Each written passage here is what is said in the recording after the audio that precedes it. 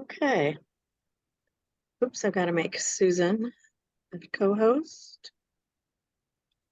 Sharon, Barry, and Peggy. I got to make you a co-host.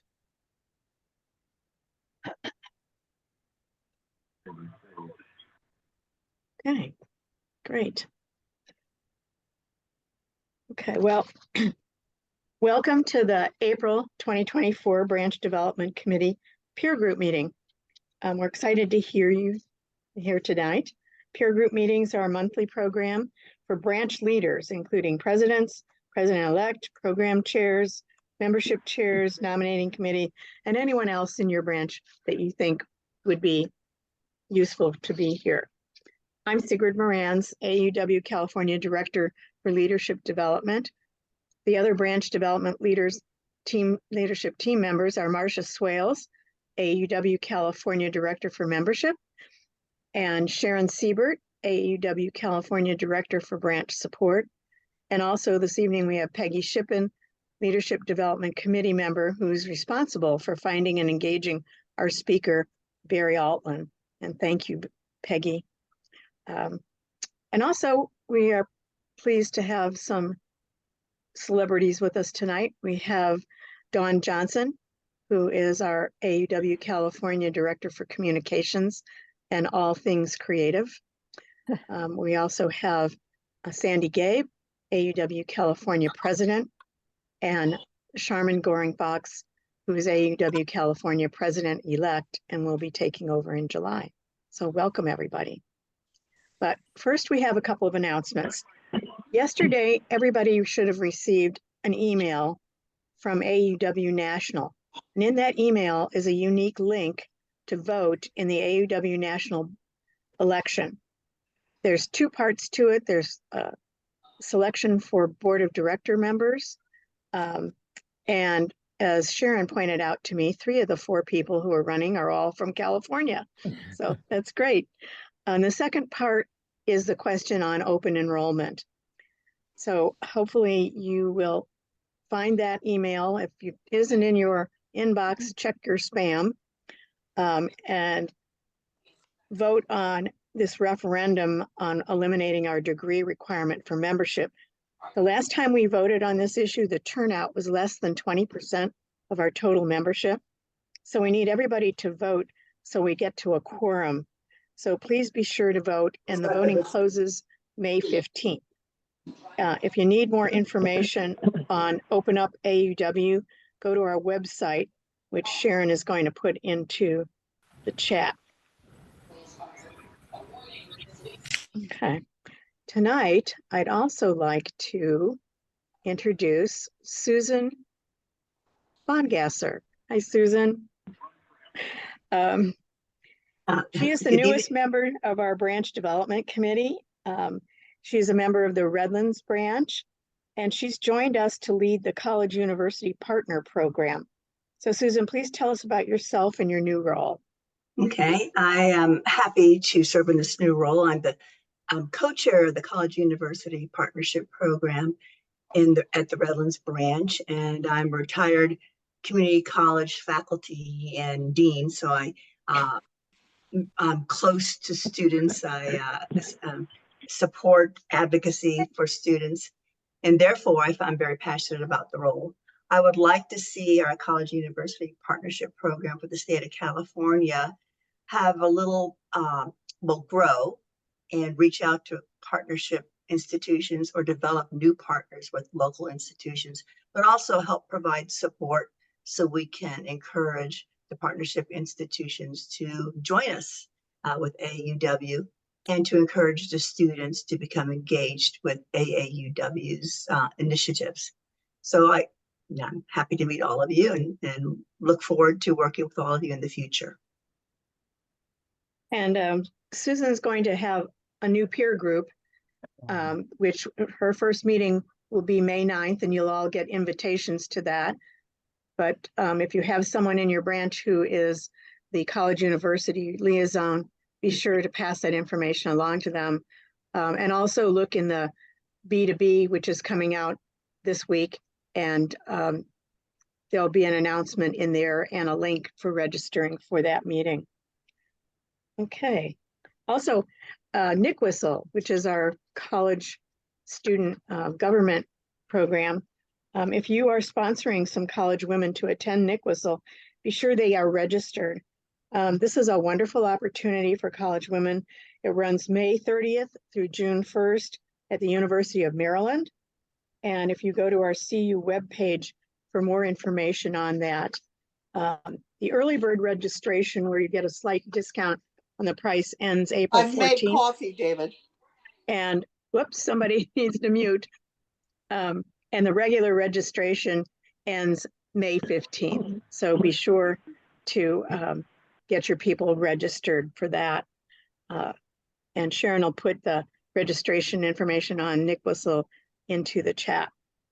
As this will be interactive, we want to hear from all the attendees. So be sure to familiarize yourself with the reaction button at the bottom of your screen or wherever the bar with all of the little icons are. And if you won't be muted, so you can certainly speak out, but if you want to raise your hand to be noticed, you just go to the reactions and you'll see a little raise your hand and you can raise your hand. And then you'll see a little lower your hand and you lower your hand. So that way we're sure not to miss you. The session is being recorded and it'll be available in a few days on the AUW California website. And we have topics scheduled through May. There are no plans to hold meetings over the summer, but we will resume in September. So I wanted to introduce Peggy Shippen right now. And Peggy, you want to introduce yourself and Barry, and we'll start from there. Thank you. Thank you, Sigrid. Yes, I'm Peggy Shippen, and I'm a member of the Leadership Development Committee, also a member of the Palm Springs branch, and dual member with AAUW Salem branch in Oregon. I'd like to welcome everyone to the April 2024 Branch Development Peer Group meeting. Thank you for coming and to hear our guest speaker and facilitator, Barry Altland, discussing the second of a three-part series that we have entitled Touching the Heart of Our Volunteers. In the second session, our guest facilitator, Barry Altland, will lead us in an interactive discussion focusing on how to put volunteers first in your plans to engage, equip, guide, and support those who serve and support the mission of AAUW through their volunteer efforts. Barry is the author of the acclaimed title, Engaging the Head, Heart, and Hands of a Volunteer. Barry has experience as a volunteer and executive leader in a variety of nonprofit organizations and has applied his unique experience to craft leadership guidance for all phases of the volunteer engagement circle. And that includes attraction, discovery, engagement, sustainment, and redirection. We hope you can join your peers for an immersive learning conversation of ideas and successes. Welcome, Barry. What an honor it is to be with all of you again. So again, hello to all of you. I'm coming to you from Orlando, Florida. So it is 10 o'clock on the East Coast right now. But I'm not concerned at all because I actually am meeting with the men of Berkeley at 1 a.m. this evening, East Coast time.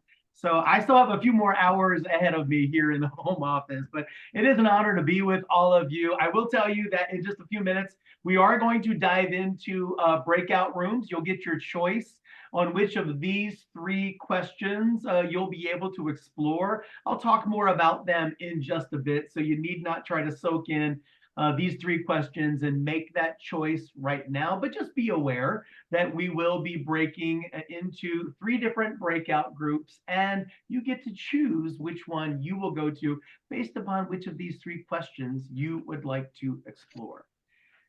If you recall, if for those of you, and just give me a wave of your hand if you were in the first session a few short weeks ago.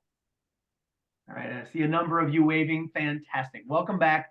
Let's do a quick review because what you may recall is we spoke conceptually in the first session. And what we would like to do for this second session is let's turn the corner a bit and let's speak a little bit less conceptually and let's think about skills. Let's think about the actual choices and the actions that we take as leaders, titled or informal leaders in our branches, and the things that we need to do to create this culture of engagement within your branch. So who can recall what are the two types of motivation that we discussed a few short weeks ago? Who'd like to share? Ruth, I see your hand first. So Ruth, go ahead. Intrinsic and extrinsic. All right. Well, Ruth, those are the words, and that's fantastic. Maybe take a run at explaining your understanding of the difference between those two. So intrinsic is where you really have an innate desire to do good or to do something, to volunteer and do your best. Extrinsic is where you're trying to receive something, but or to get something back in return. That's really outside of your, it's just something that you may expect, but it doesn't mean you're going to get it. So okay, yeah, fantastic. And if you allow me, Ruth, to just build on that, here's the way that I phrase it, and it seems to be pretty easy for people to latch onto, is I think of extrinsic because your definition of intrinsic motivation is right on target. Extrinsic motivation, I'll build on your definition and say that it's typically an effort that's made by somebody else, somebody external of us, to try to get us to do what they want us to do. And typically in a volunteer supported organization, we clearly embrace that intrinsic motivation is the more powerful of the two. It certainly is the more influential in getting others to perform at their best. And here is the secret. Here is what we're really trying to achieve within each and every one of your groups, is that you want to bring the intrinsic motivation of every one of your members forward, and to do so at every phase in the volunteer engagement life cycle. That's the key. And it's really easy for me to say that, and it's really difficult for you to actually make it happen. But it is possible. It is possible. So we're going to talk a bit about what it means to really be a culture shifter within your branch. And what are some things that we can do that we can start implementing now and encouraging others to implement to be able to see and realize this shift that we desire to see for our future. So again, those 5 phases of the volunteer engagement life cycle, they begin with attraction, followed with discovery, finding out what's in the heart of a volunteer, and then we get them lined up with doing something that brings meaning to them. That's the engagement piece. After we've done that, we want to sustain that for as long as possible. And we recognize that at some point, whether that's 3 weeks or 30 years later, that at some point there will be a moment of redirection. And we would want that to be voluntary and on the best of terms when somebody says, you know, my time is done. I've done good work here. And it's time for me to make space for somebody else to step in and serve. And those would all be good things that we would celebrate. So that's what we're going to focus on. And that's the when. I'd like to talk about the why as well, because we did mention this a few weeks ago, that the nature of paid work and the nature of volunteer work, it's just different. And we must treat it differently, because perfectly normal in the transactional space of paid work that we would put organizational needs first. But in volunteer supported organizations, I advocate for putting the needs of the individual first. And that may seem antithetical to what you may believe or what you have been guided to believe throughout your experiences. But my experience tells me, and it's really the basis for all of my writing, is when we choose to do that, when we put those individual needs first, and then we just get out of the way, and let that volunteer do their best work, because it brings meaning and fulfillment to them. That who wins? Our branches, our organizations, our groups. That's really who wins. And ultimately, it's the mission of those organizations that wins when we see those sustainable long-term outcomes, when we put those individual needs first. Because this slide says to me, hey, you may be slightly skeptical of this belief system, this notion, because you probably have already been getting results by not necessarily following this at every phase of that life cycle. I suggest that those are often short-term results, but those sustainable outcomes, that's really what we're shooting for here. And I believe that we can get there by placing the heart of our volunteers first. So this is where we're going to dive into our small group breakouts.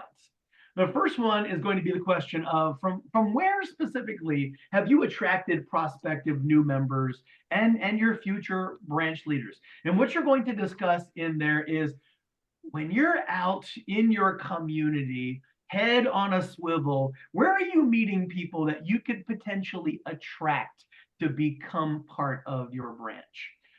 The second conversation is going to be, what specific steps do you take to close the deal? And I don't love the sales language, but I'm using it specifically in this case. What specific steps do you take to close the deal, to engage potential new members and future branch leaders? How do you hook them? How do you go from, I might be interested, to, yeah, I think I definitely, this is something that's part of my future? And then that third group is going to be, what specifically do you do to engage your newest members and future members in the work of your branch? So after they've already made the decision to get a bit more involved, now what do you do to get them more deeply engaged in the work? So they're not just a lurker, they're not just coming to hang out, but they're actually engaged in the work. And at this time, let's have you choose one of the three breakout options. So please choose. Each group will have it. The question is going with an individual. Make sure that you have a note taker and also a designated spokesperson. And go, go, go. Choose one of your groups. Has everybody gotten the message to choose a group? No. No. Okay, Has them all as unassigned on my view. yeah. What did I do wrong here? Let's close these for a minute. And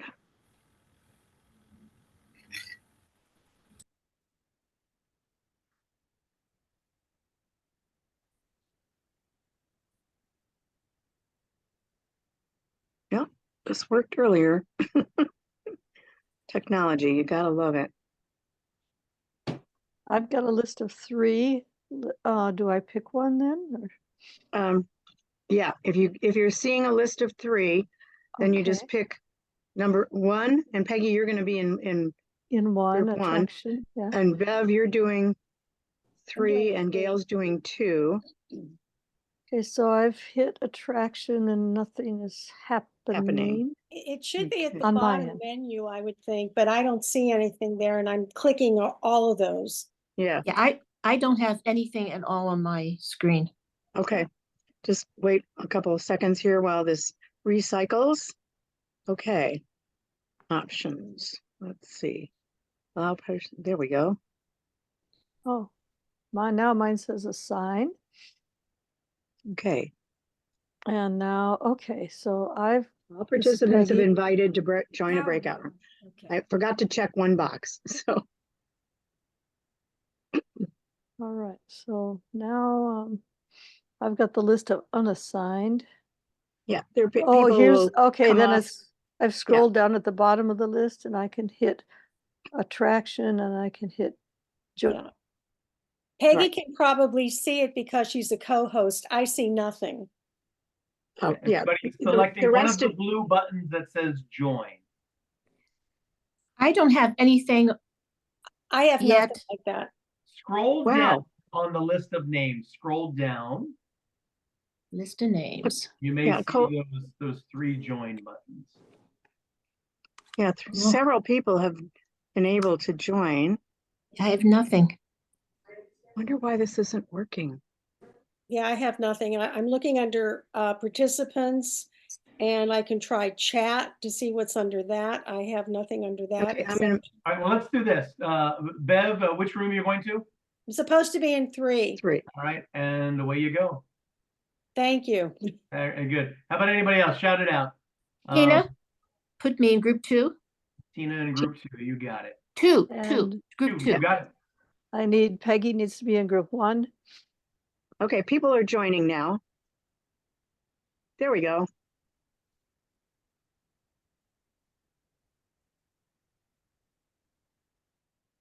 You only have 4 people who are not in a room yet.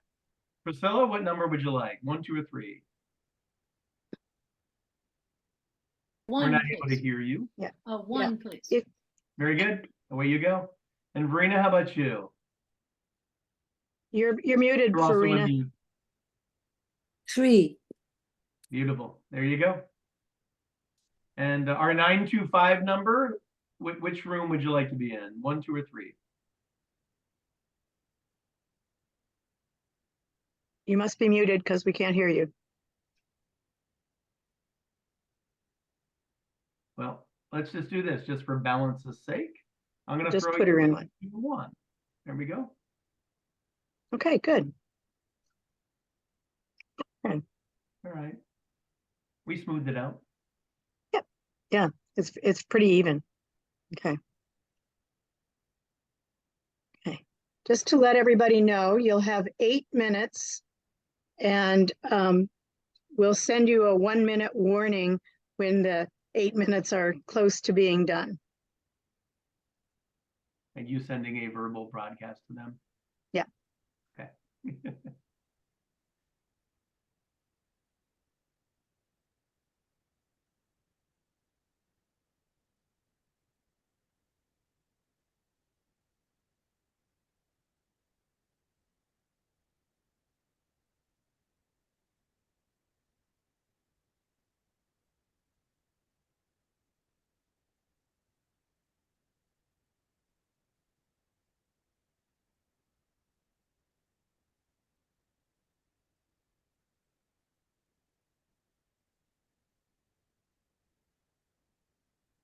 I figured number 3 would be the most popular.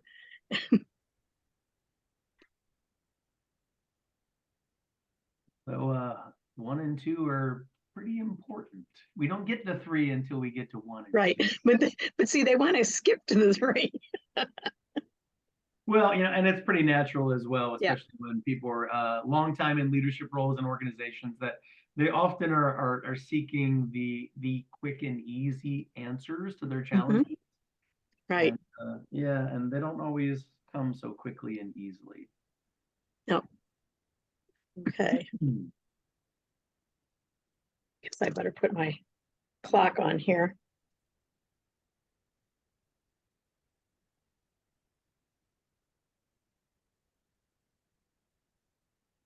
It looks like we still have about 5 more minutes in the group.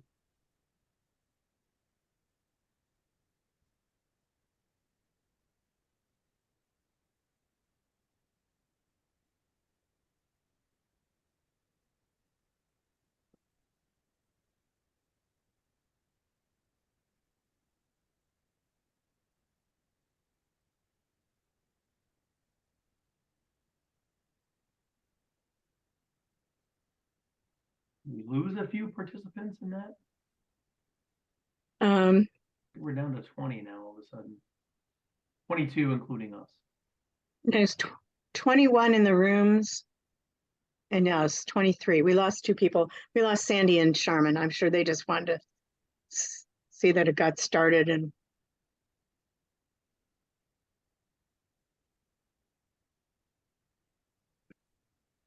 we're in a little transition ourselves. We're going to be we change officers in July 1st. And so our past president is a very tightly organized, very, very competent in technology and everything else kind of person. And our incoming president is completely the opposite. So it's going to be a real cultural shift for us.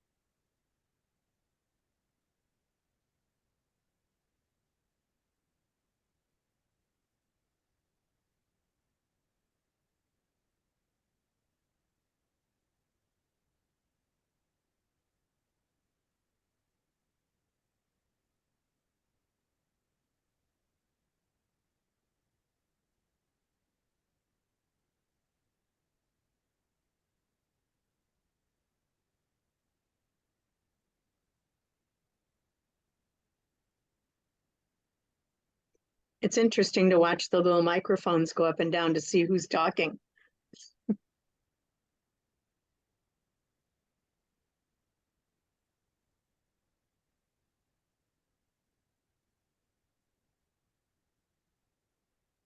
To see that nearly everybody is off mute, which is fantastic. I'm sorry. To see that nearly everybody is off mute. Yeah. There's only one person on mute and no camera.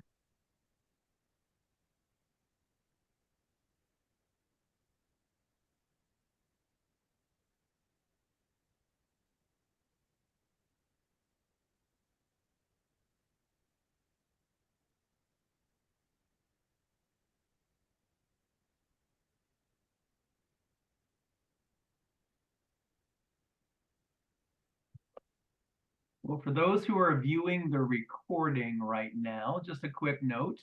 All of our participants are in one of 3 selected breakout rooms. They're exploring questions, and then for the next 20 to 30 minutes at least, we're going to be hearing what they discussed in those small groups. Give them a chance to share their insights. We'll do a debrief, and we'll build upon whatever has been shared in those 3 discussion groups. And hopefully we'll take this conversation to a really good place. We have about 1 more minute for those of you who are watching the recording. 1 more minute or so before everybody does return from those small group breakouts. Thank you for your patience. Yeah, there's a timer running on this. It'll notify us.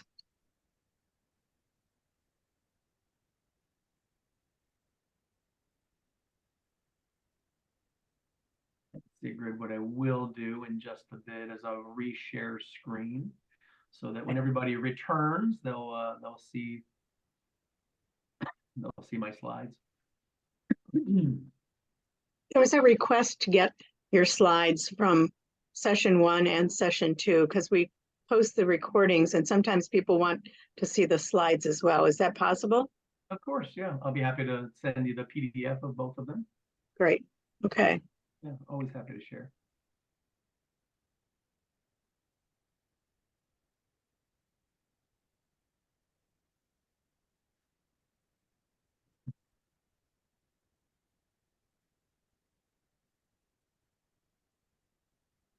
All right, so looks like they'll be returning in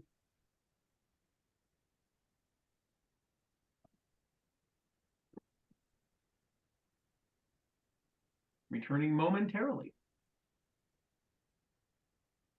All right. Should be coming back. 44 seconds, 42 seconds. They got their 1 minute warning. I think that mine is set for a 15-second warning in my Zoom account. Okay. Welcome back. All We're right. coming back. That went by so fast. I know, 8 minutes is pretty little, not very much time. But it was productive. That's Oh, good to good. hear. I'm looking forward to hearing the outcomes of our Yeah. shared conversations.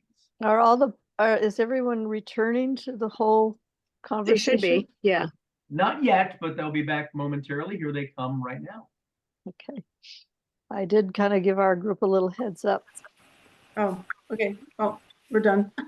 All right. Yeah, Well, the rooms fantastic. are closed. They have to come back. Yes, yes. Welcome back, everybody. And just as an FYI, I have no idea. FYI, yeah, when you do return, you were off mute. And if you want to place yourself back on mute, especially if you have ambient noise, now's a good time to do so. But I do hope that you will all choose at some point to once again take yourself off of mute, because I would love to hear many, many voices as we share our debrief of our 3 breakout groups and those conversation starter questions. So let's go to the first of our 3. And that question was on that initial phase of the volunteer engagement life cycle, which we call attraction. And I am, in my writing, I'm specific about not using the word recruitment, because I do come from a human resources background. I was a reluctant HR professional for a number of years in my corporate life. And we could talk at a different time about why I was reluctant, because I was on the learning and OD side, which for me is the important and the fun side of HR.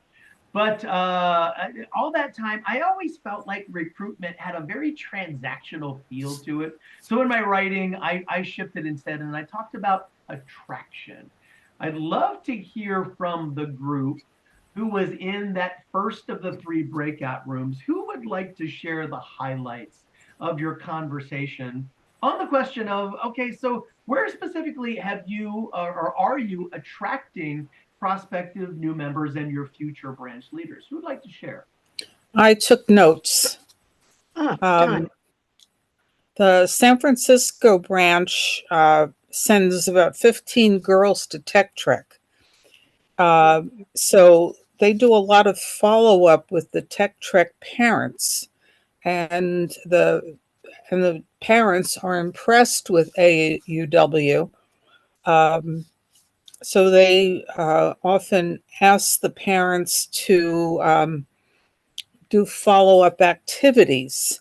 They call it T-Tag, Tech Trek Tag, I guess, with the Tech Trek alumni. And they do things with the girls afterwards. Take the girls, for example, to the California Academy of Science. And I like that idea, because I think we often do things for the Tech Trek girls during Tech Trek.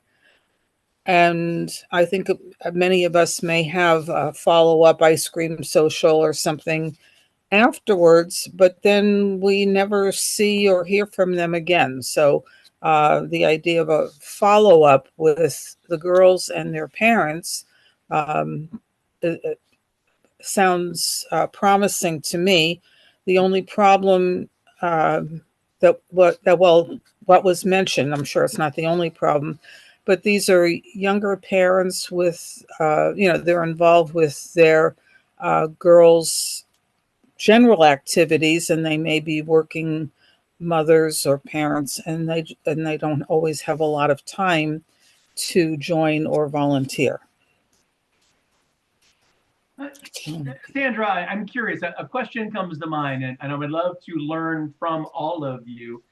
Is the contact information from those parents of the young ladies who were engaged in the activities, is the contact information for those people readily available, or is it something that we gather as branch leaders?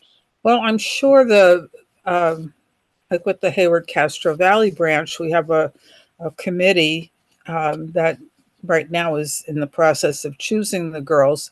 So they do have that contact information. What's done, I'm not on that committee, so I'm not quite sure. I'd like to add one more thing. Someone from the North Tahoe branch spoke, and she said it was a big anniversary for that branch, and they had an open house that they invited general public to, to celebrate their 40th anniversary. So I think having some event and inviting the community at large is a good idea. If nothing else, for visibility. Yeah, a great way to begin our conversation. Who else from that first group, or really from anybody, would like to add additional insight on this question? Where specifically have you been attracting your prospective new members? Who else can add more? Priscilla, go ahead. We're having one of the AUW Fund recipients come and speak at our next meeting at a luncheon. And so we're hoping to attract some more members from that. Some of those speakers are amazing. Right. And Peggy, I see your hand. Jump in there. Yes, and one of the Salem branch in Oregon, they've also been having gatherings, and they've been reaching out more to the university, Willamette University, which is close by, and also the community college, to invite them to share and learn about AAUW and come in as we kind of pair up, I guess is the way you see it.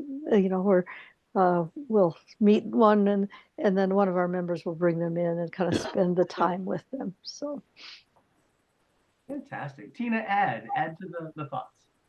Yes, we attend lots of science fairs. We have an innovation science fair at the fairgrounds next week. We'll be attracting about 1,000 parents, bringing their children. And so we have an easy science little table, and we get signups from parents interested in our organization. We also put on science fairs or science workshops, 4th and 5th grade girls. And we also have parents signed up there. Where are you located? Pleasanton. Oh, okay. Livermore. But right. The innovation science fair next week, of at least 1,000 kids coming through, about maybe 2,000 parents. And it's been a good sign up for us.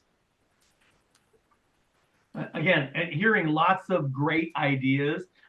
As you may recall, I did share that I actually work for my collegiate fraternal organization, and I've been blown away as I'm revisiting this experience from a couple of years back in my life.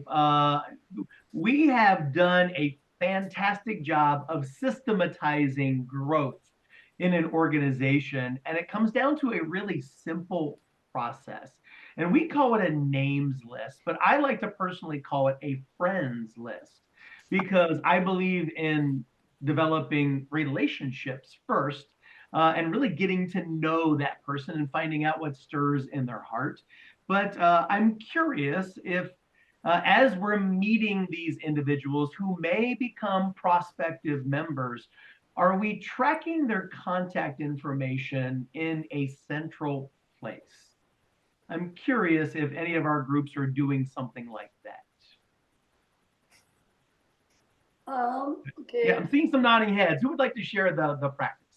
Okay. I can say that as far as the Tech Trek and T-Tag is concerned, we have contact with the parents, because, once people join Tech Trek, then you're automatically going through the parents. These are minors who are attending our camp. So we have the information for the parents, and so we do and so we invite them, and we keep track of that, so we have the contacts for those students and parents, and also when they attend our sort of send off or welcome back events, then we have a sign up table and ask them whether they would like to become a member. And we do, and then we follow up with them, and we do get some, some new members that way. Fantastic. Yeah. When I say systematize, The way that that often looks, and it's a clever little use of technology, it's a simple Google document that is accessible by every member, every active member. In this case, it would be every member of your branch. And it's not only providing the names and the contact information, but then there's another column or two that would add who was the last person who contacted this individual and what is their level of potential interest. Maybe there's a red, yellow, green method. Maybe there's a numbering system where a 1 would be, they didn't show that much interest, or an 8 or a 9 might be, wow, they seem like they're really interested. So there are ways to systematize the way that you attract others. And Dawn, I see your hand. What else would you add?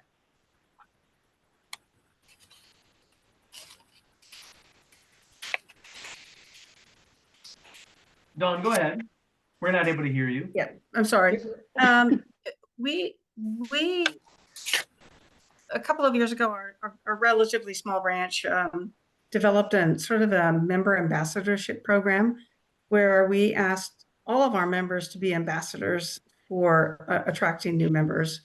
And so we held a session as a group, and we hammered out an elevator speech that everybody was comfortable with and played around with practicing it and so on. And we also gave all of them little packets of business cards and handouts that they could leave. And we just sort of promoted the idea with them that they're ambassadors for recruiting, attracting membership as well. And it's not the job of your membership director, it's the job of every member in the organization. But they need to be a little bit equipped. So we think that the mission building, the elevator speech building activity was really helpful in that regard. Yeah, and Dawn, again, I'm not countering your suggestion. I'm only adding to your suggestion. And I actually created this model that you see on your screen here based upon a methodology that's quite similar to what you just described. And I think we touched on this a few weeks ago, but we are going to emphasize it because I do believe that the elevator speech can be impactful for some, but elevator speeches are still us as current members talking to that prospective member, maybe even talking at them for that brief period of time. Whereas I love to just think about how can we flip that conversation around and instead ask them some questions, some meaningful questions. And we're going to go there in that direction in just a moment. But you're going to see the first three steps in this model are really just about demonstrating your leadership presence. And I don't mean from a titling perspective. I mean exactly what Dawn just said, is everybody is an ambassador for the organization. Everybody shares in the responsibility for the growth of your branch. It is not just the member chair or whatever that role is.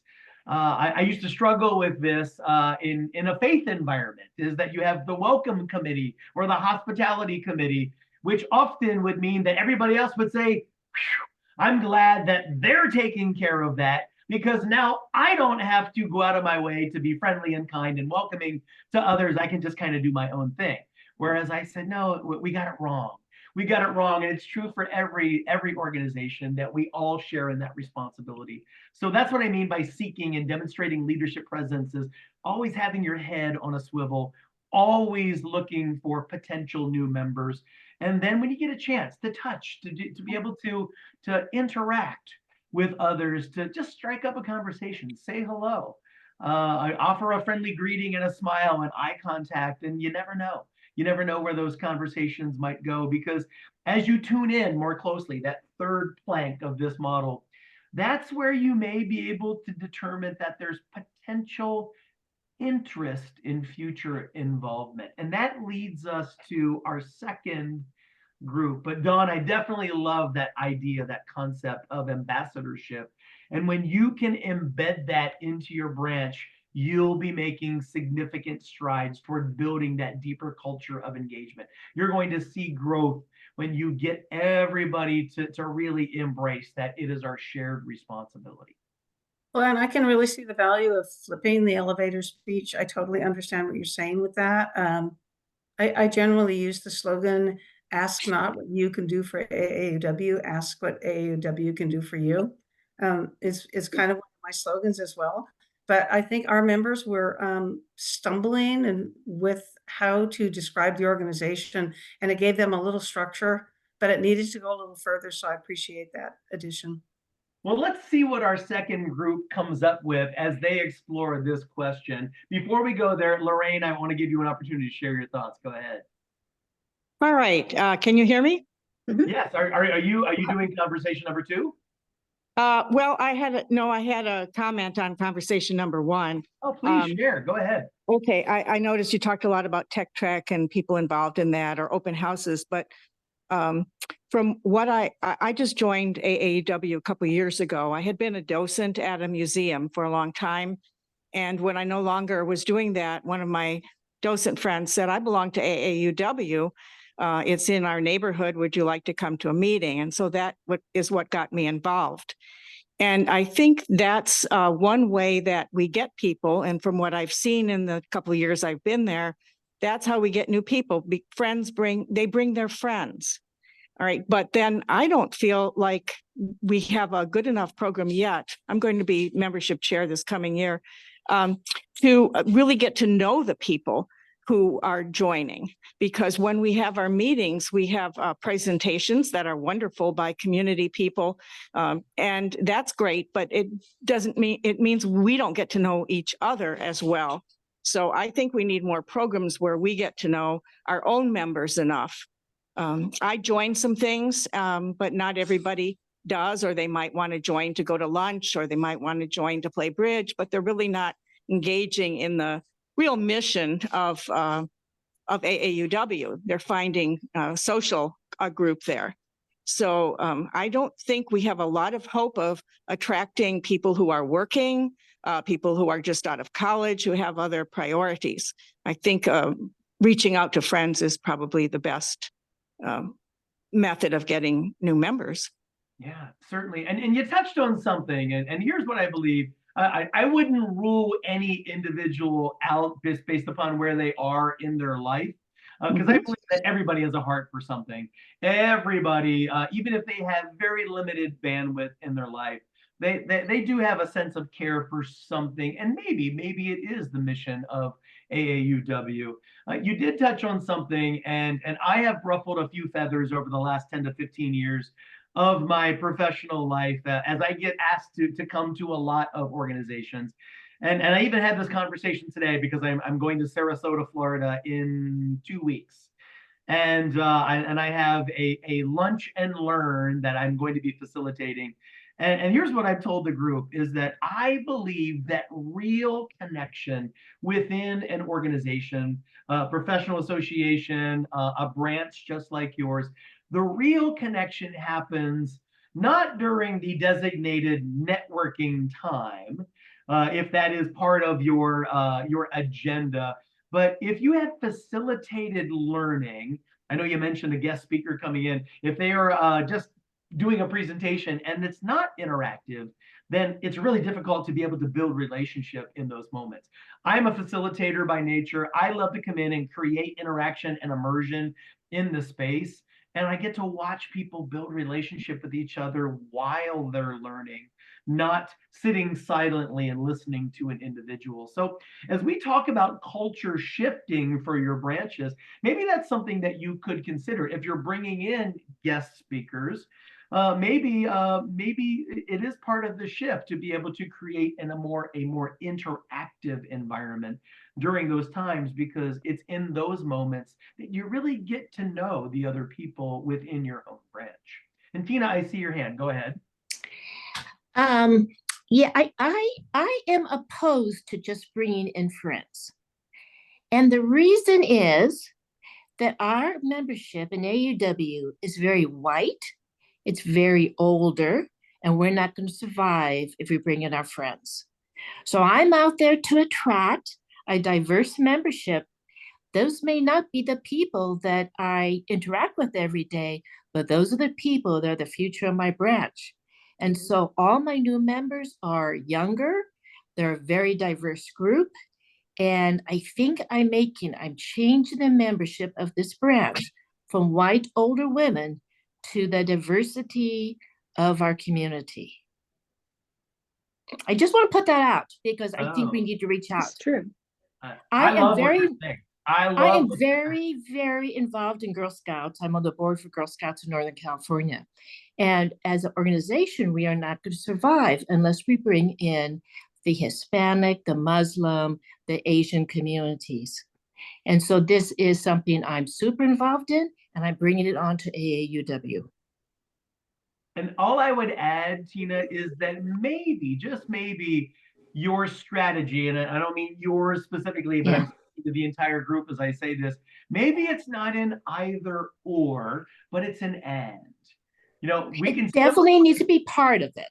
Yes, yeah, we can invite our friends, and we can always have our head on a swivel in our community, and we're reaching out to people who are not in our immediate social circle, but maybe somebody who can lend a different viewpoint, a different look, you know, because I believe that diversity has many different looks and feels to it that go beyond what we see when we first look at another person. But, you know, in fact, I love to celebrate diversity of thought. And that's also quite healthy for an organization. So I love what you're sharing. And I would embrace or encourage all of you to embrace that it's not an either or an or, but it's an and. All of these strategies can be highly impactful for your branches. And Peggy, let's go ahead, share your thought, and then we need to press on to our second group. Okay, just very quickly, one of our past presidents, she did what they call a little circle of engagement during a fundraiser. And it was taking some topics, bringing the group into small groups to have discussions, and they were a little controversial, and to generate. And that is a piece they did. She just did it differently, and then they went on for their fundraiser. So she incorporated this little circle of engagement, and it was fabulous. We all got to know each other so much more, and people were inspired to give. It was interesting. Yeah, Peggy, again, it is befuddling to me why we bring brilliant people into the same room together and then we sit them in rows and expect them to stare at the back of the person's head in front of them. It never quite made sense to me. And I know I'm probably stepping on some toes as I say that out loud, but it's a truth. It's a truth that we have to embrace. Peggy, what you just said, a circle of engagement, what beautiful words those are. And when we create more of that environment, that's when we really build relationship. And dare I say, if somebody new is in the room, it's how they're going to feel most welcome because their voice is being shared, their voice is being heard. Absolutely. Yeah, Absolutely. good stuff. How about our second conversation group? Who'd like to share the highlights of our question on discovery? How are you closing the deal? How are you getting that person to turn from potential interest to actually coming to a branch meeting and getting a bit more involved? Who'd like to share? Okay, well, I took the notes for group number 2, and some of our responses I think overlap with question number 1. So hopefully we can talk about closing the deal.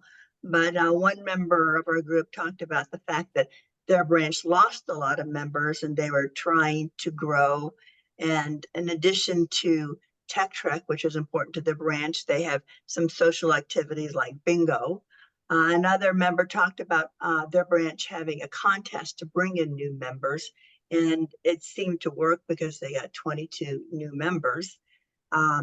Another member talked about attending a district-wide Make a Difference Day for nonprofit groups where 1,000 people attended, and about 50 people expressed an interest in AUW, not that they were joining. So the question was, now how do you get them to actually join AUW? And someone suggested that instead of having a meeting for the 50 people to show up, or whoever of those 50 show up, have a Zoom call on the weekend or evening and talk about the programs and what the branch does. Because if they're working, it might be easier just to have them, meet via Zoom. And then after that, do the personal touch and have someone from the branch call them. So start out with the Zoom meeting. I talked about our branch where we have We invite members to bring potential new members to a specific meeting where their brunch is paid for. And at that meeting, we address AUW, the mission, but also all the activities, because many people join AUW are interested in the mission, but the social activities allow them to meet other members and feel more part of the group. Also, with new members, there are social events at someone's house where we have a mentor for the new members. So the mentor tries to reach out, phone, email, meet in person to address questions and make them comfortable with the organization. At least they know somebody. When they come to meetings, the new members wear a little sticker on their name tag as a new member, and we try to make them comfortable so the mentor will meet them, sit with them, talk to them, and make them feel part of the group. So there are different approaches, reaching out and trying to entice them with the mission as well as social activities and make them feel comfortable. And anybody in my group, if I left something out, please jump right in. You did great. Thank you. Susan, thank you for sharing that. If you'll allow me to just add a thought, because the one thing that I've not heard, and it doesn't mean that it's not present, but what I've not heard, in other words, it's not getting the airtime even in our learning session right now, is how do we find out what the intrinsic drivers are of that potential new member? How do we find out what's going on in here? An elevator speech is less likely to uncover that. What we want to do is ask the meaningful questions. And I know that we touched on this a little bit in our first session, but I'd love to just hear, for those of you who have found yourself in that moment where you can flip that conversation around and you can begin to ask for that other person, what's happening in their heart? What do they care about? What's important to them? Who would like to share either a recommendation or a question or a moment where they felt like they really connected with somebody because they did flip the conversation around? And I see Sharon. Go ahead, Sharon.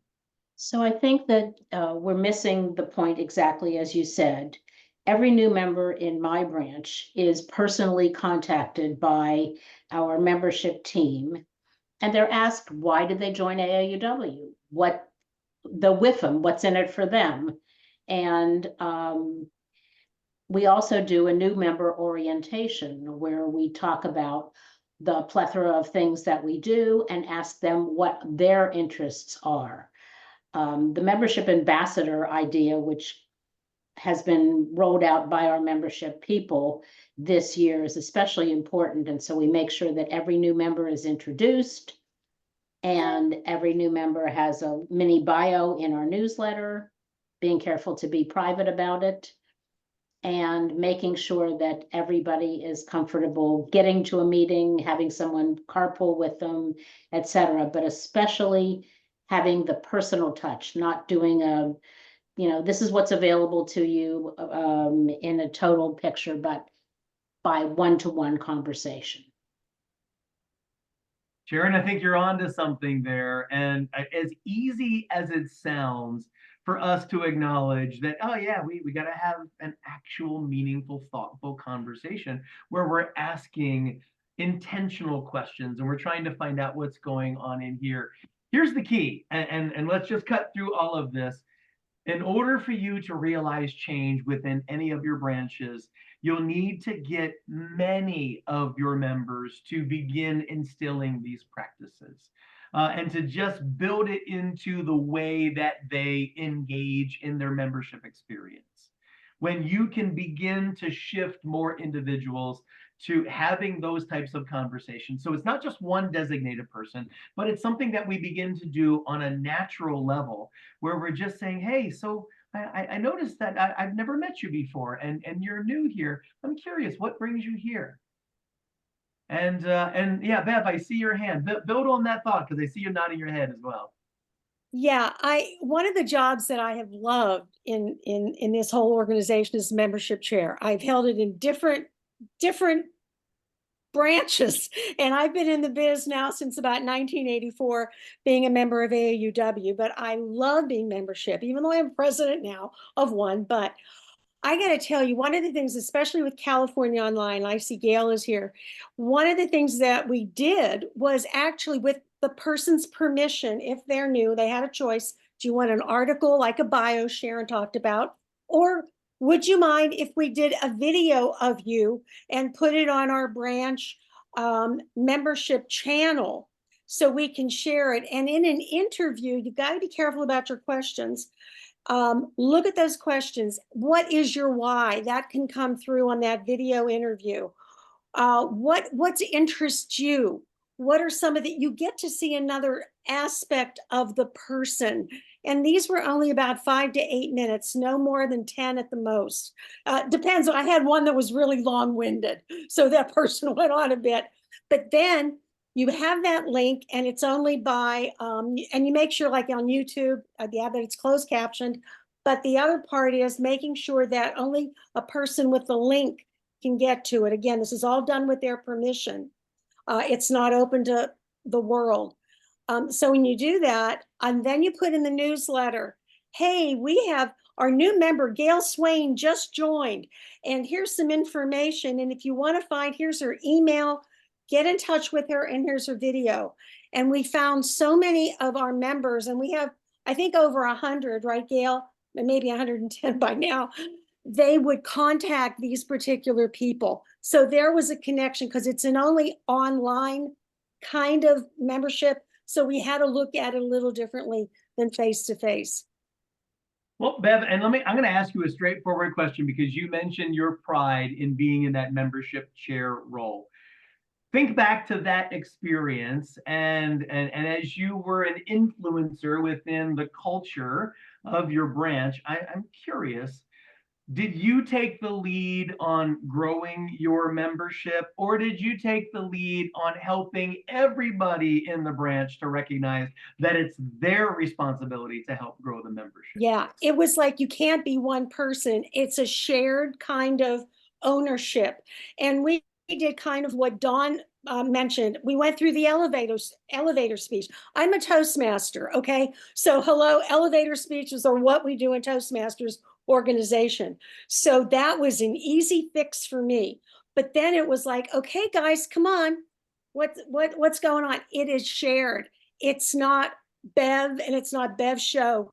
It's all of us.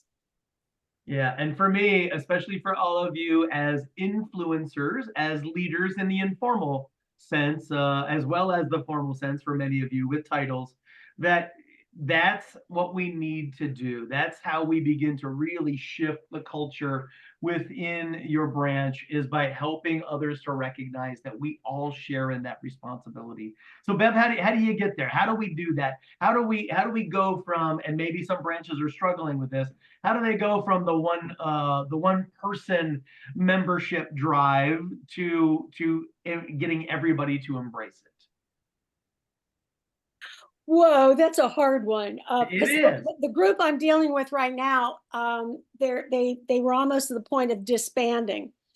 And and they've been in the business for 101 years as, as an organization. So it's really been tough, but it has been a matter of slowly seeing exactly what you're saying. What are their strengths? And the strengths are, what do you guys, oh, I'm in it for the social. Okay, fine, we can do social, but what's our mission? And trying to tie it in like that, it's been hard. And surveys were helpful, but with the survey, it had to be very careful that we're asking, what do you need? What are you interested in? And that was one of the things that we did for California Online, and also for the one I'm in is Glendale right now. So that's important, but then you've got to have follow-up, and that's the big thing. Follow-up, follow-up, follow-up, and then more follow-up. Just to see, and I would hope that online is going to do it to say, okay, how have we done this year? Did somebody follow up with you? We want to make sure your needs are being met, because it's not about us. It's about our group. Yeah, and as much as I love surveys, and I think that all data is inherently good, at the same time, we want to be very careful. We want to safeguard ourselves from the belief that collecting and aggregating data will take the place of meaningful one-on-one conversations. Yeah, I agree on that. Yeah, and Peggy, go ahead, and then we're going to press forward. I was one of the branches that, the two branches I actually belong to in Salem and Palm Springs, they have designed this wonderful form so that you ask these types of questions when they fill out their membership application. Yeah. However, now that I have had my awareness increased, I can see that although that's a good start, it would be really nice if we would all ask these new members those same types of questions in a one-on-one environment. And so while I think that, like you said, the paperwork is cool and it's very nice to get it down because then somebody has a place to start, it really does need, like Bev says, the follow-up of a one-on-one conversation that is in that same vein. And I think that that's where both of the branches that I belong to could enrich themselves by just taking that and start it as a start. Yeah, I know that our time is flying by, so let's make sure we leave enough room for a third question, and we'll hit it quickly. And we'll probably leave a few things on the table that we can then share together and explore more deeply in our third session. Who is our spokesperson for our group? Carol. Hi, Carol. Hello. Go ahead. Okay, we have several people have stolen some of our ideas, but that's just good. We came up with 11 separate things. I'm just going to read you the list. What you need a survey or questionnaire on why they joined, what they're interested in. Email does not work. It has to be personal. And in that, we sometimes invite a new member to lunch or coffee and start the personal engagement. And okay.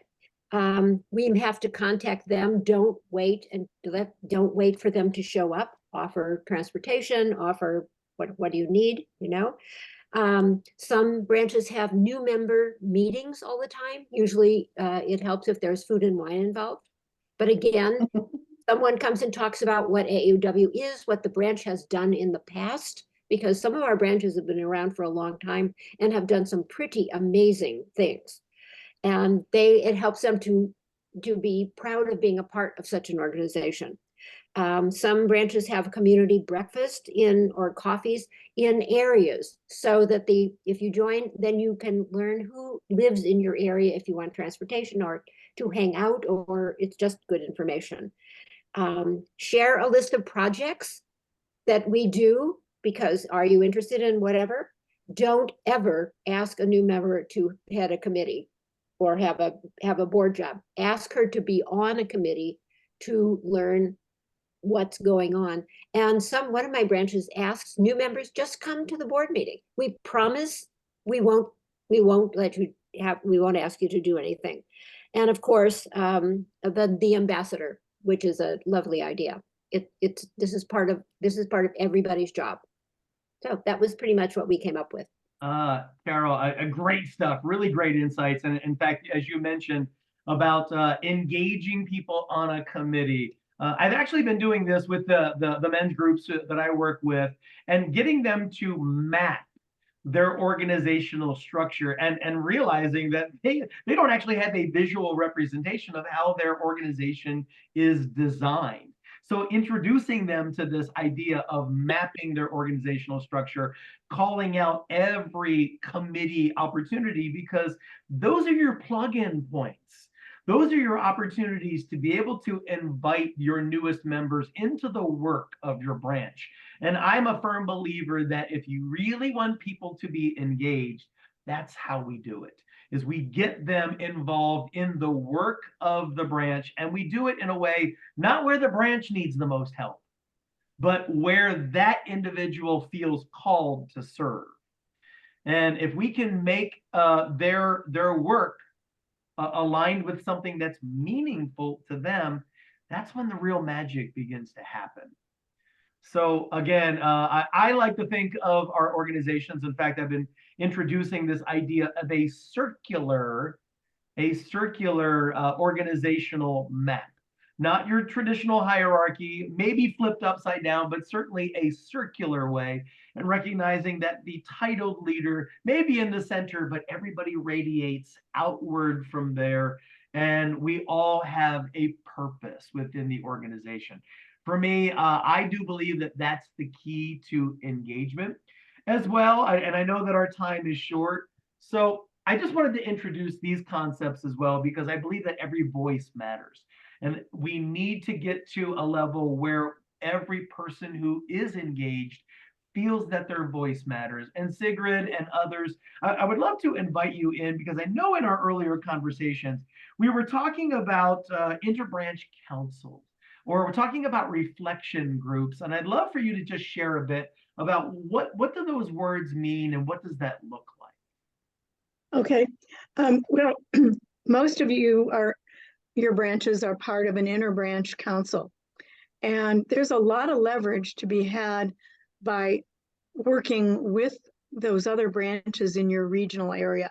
And it could be a district, some areas are districts, most are in interbranch councils, because we often suffer from a critical mass, whether it's attendance at an event or leadership roles or just the bandwidth to do things.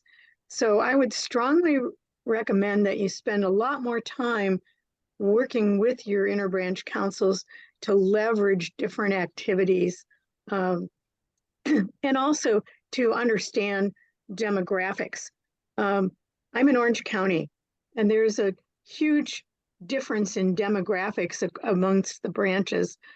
And we could certainly use the help for branches that serve lesser served communities to help us understand how to go after that demographic for membership and inclusion. And we're always working on our DEI position, our diversity, equity, and inclusion. And this is one wonderful way to do it, especially if you have a big variety of different kinds of demographics across these interbranch councils. And those councils can serve as reflection groups, and they can engage in feedback loops. They can engage in what is called after action reviews, if you have any exposure to project management from your professional experience. I think that we need to go beyond safe spaces. And I've recently been introduced to this concept of brave spaces. I feel like we've created it here, and you've allowed me to come in and gently poke and offer some suggestions that may be different than what has been practiced in the past. But I do believe that the things that we've been discussing and some of the model practices that have been shared, this is the pathway to future engagement for your branches. Because I don't believe that humanity is changing, but I do believe that the landscape has changed. It had already been changing prior to the pandemic, and then COVID accelerated a lot of the shifts that we have begun seeing. Candidly, I'm grateful for it, because I had been waiting for organizations and leadership to begin to realize something that is a little bit different, where we really care about the heart of the individual. We don't expect people to do things just out of a sense of duty, but maybe as organizations, we care about what's actually going on in their heart, and we seek to serve them and fulfill their needs, because that's the hook. That's the hook. That's what gets every individual. I bet for every one of you, if I had the time to sit and ask, what's your why? That we would have some really meaningful conversations, and you would share what has hooked you for as long as you've chosen to serve. So with all of that in mind, again, I just reminding you that, we all tend to support something that we've been a part of creating, and we're not really culture creators anymore, because all of your branches exist. We're culture shifters. We're culture shifters, and that's where the emphasis needs to be. And I look forward to spending more time together in our third session. So with that, Sigrid, I'll give it back to you. We've probably even gone a little bit beyond our time, but I'm so grateful for the level of engagement that we've had this evening. Thank you, Barry. This has been wonderful. As you all know, we recorded this and we'll distribute the link to where the recordings can be seen. I've already been contacted by one branch president who's planning to use at least session 1 as part of her new board orientation this summer. So all your branches will be changing leadership in July. And this is an opportunity maybe to set the table for how do we do things a little bit differently than we have in the past, and what can we do to create a better environment for our members and to attract more leaders. I want to thank all of you for being with us tonight. When you sign off tonight, you'll see a short survey. So I'm hoping that you'll all participate. It's only 8 questions, take you about 2 minutes, but it helps us to understand what you learned from these sessions, what you'd like to see in the future, and how you react to what we've been talking about. And I encourage you to tell other people in your branch about these sessions and go to the recordings when they can. It really is for every leader in the branch, and maybe the whole board and the whole branch, to understand that this has to be a culture shift. We can't survive if we just rely on who we are today. We have to be a different group, and we have to recruit a different demographic. And we can be very, very vibrant going forward if we just go to our brave space instead of our safe space. So thank you very much for joining us tonight. And I hope you will take the survey when you sign off this evening. Our And next the third session, meeting, the third and session. third Thank you. session is Tuesday, May 14th, 7 p.m. Be Barry Part 3. And if, based on what you tell us in your survey, we'll tailor it a little bit to whomever, whatever your recommendations are. And if you have any questions or suggestions, you can always send them to us at the board, and we will, at branch development, and we will take those into consideration and look for what we want to do. We're also looking for next year. What are we going to do starting in September, and how can we best serve the leaders and the members of our branches next year? So thank you again, and have a lovely evening. Bye-bye. At least I could understand her. I attended some of the earlier ones. What? I say I had a hard time understanding some of Were the. you here the whole time? No, I just I didn't. looked in.